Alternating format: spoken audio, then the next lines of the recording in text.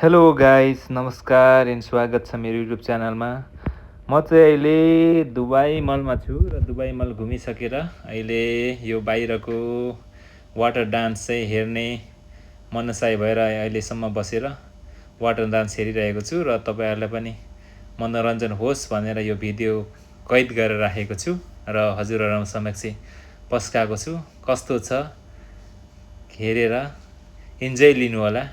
अब यहाँ म्युजिक पनि हुन्थ्यो हुन त, तर अब कपिराइट लाग्ने भएको कारणले मेरो आफ्नै भोइसमा गरिरहेको छु। अब यस्तै हुन्छ दुबईमा चाहिँ जहिले पनि साँझको बेला 6 बजेदेखि 7 बजे अराउन्डभित्रमा साँझ भएपछि यो वाटर डान्स हुन्छ। जहिले पनि यो बुर्ज खलिफाको अगाडि दुबई मल र बुर्ज खलिफाको अगाडि भइ नै रहन्छ सधैँभरि। दुबईमा रहनुहुने सबै साथीहरूलाई त यो कुरा थाहा छँदै नै छ। तर अब दुबईभन्दा बाहिर रहनुहुने मेरो साथीभाइहरूलाई चाहिँ यो मेरो युट्युब च्यानल मार्फत मैले देखाउन चाहे, हेरेर इन्जोय गर्नु होला। यसरी वाटर डान्स चाहिँ हुन्छ जहिले पनि बेलुकाखेरि 2-3 टाइमसम्म हुन्छ। बेलुका यो नाइटको टाइममा चाहिँ एकदमै राम्रो देखिने भएका कारणले भइ नै रहन्छ। यस्तै हो साथी हो, दुबईमा कहिले रमाइलो, कहिले दुःख, कहिले काम, कहिले के, यस्तै हो। अब साथीभाइहरूसँग कोही कोही बेला घुम्नु निस्किँदाखेरि यो दुबईको वाटर डान्स चाहिँ हेर्नु नभुल्नु होला भन्न चाहन्छु। यस्तै हो, रमाइलो छ साथी हो होइन। यस्तै हो, अगाडि राम्रो राम्रो बिल्डिङहरू पनि छ। यो पानीको फोहोर एकदमै माथिसम्म जान्छ, धेरै धेरै माथि 50 मिटरभन्दा माथिसम्म फाल्छ कि पानी चाहिँ।